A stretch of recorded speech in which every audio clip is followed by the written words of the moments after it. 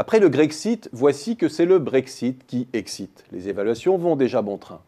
Sans que l'on connaisse encore la forme qu'il prendra, les chiffres les plus divers, pour ne pas dire les plus fantaisistes, circulent déjà, allant jusqu'à une perte de PIB par habitant de 14% à horizon 2030, pour le Bertelsmann Stiftung, un think tank pro-européen allemand. D'autres se contentent d'évaluations bien plus modestes, ne dépassant pas 1 ou 2 points de PIB.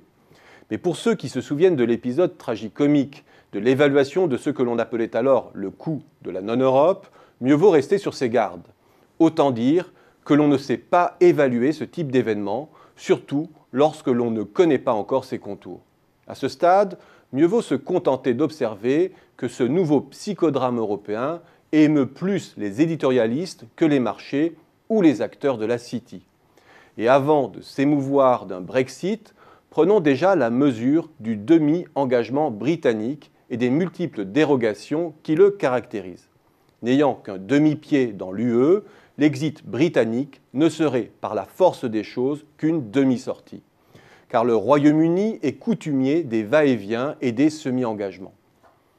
On se souvient de la renégociation du chèque britannique sous Margaret Thatcher en 1983, plus de 4 milliards d'euros qui furent dispatchés sur les autres États membres, la France en tête.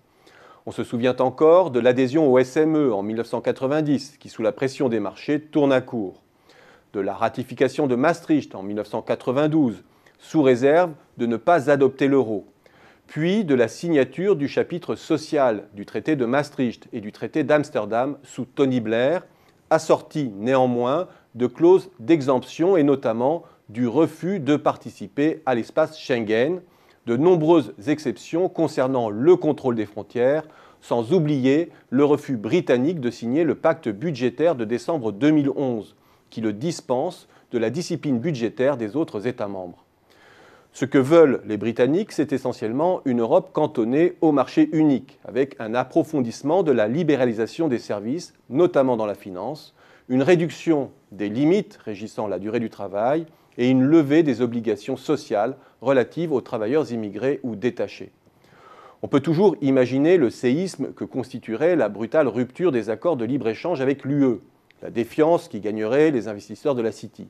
Mais ce scénario catastrophe relève du pur fantasme. Au pire, le Royaume-Uni rejoindrait l'AELE, l'Association européenne de libre-échange, aux côtés de la Norvège, de l'Islande, de la Suisse ou du Liechtenstein, laquelle, à l'exception de la Suisse, forme avec l'UE l'espace économique européen. Ce qui permet à ces pays de bénéficier de la libre circulation des personnes et des marchandises, des services et des capitaux au sein du marché intérieur, et de certaines politiques horizontales, R&D, environnement, etc. Elle pourrait également négocier des accords bilatéraux lui permettant de libéraliser plus encore certains secteurs, comme celui de l'agriculture. Bref, on ne passerait pas du jour à la nuit en matière de libre-échange. Et d'ailleurs, le moins que l'on puisse dire, c'est que le Royaume-Uni est loin d'être un grand bénéficiaire du grand marché si l'on se fie à l'évolution des échanges de marchandises en volume depuis 2000. Ce tournant entérinerait surtout la volonté britannique d'aller encore plus loin vers un modèle de paradis fiscal et réglementaire insulaire. Le bilan d'une telle évolution en termes de croissance et d'attractivité est loin d'être écrit d'avance. Il est même envisageable que le Royaume-Uni y gagne lorsque l'on connaît la mobilité du capital, de la main-d'œuvre qualifiée et des assiettes fiscales. Et c'est finalement plus du côté des économies continentales périphériques que se situe le danger, et c'est peut-être la raison principale de la multiplication des scénarios noirs caricaturaux concernant un Brexit.